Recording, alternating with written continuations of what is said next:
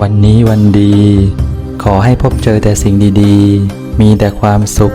ให้หมดทุกข์หมดโศกหมดโรคหมดภัย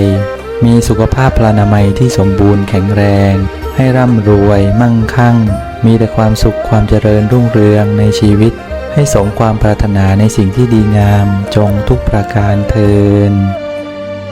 สิทธิกิจจังสิทธิกัมมัง ขอให้กิจการงานสำเร็จสิทธิการิยะตถาคโต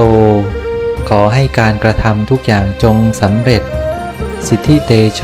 ชโยนิจจัง ขอให้มีอำนาจที่ยั่งยืนสิทธิลาโภนิรันตรัง ขอให้มีโชคมีลาภตลอดกาลนานสัพพสิทธิพระวันตุเต ขอความสำเร็จทั้งหลายทั้งปวงนี้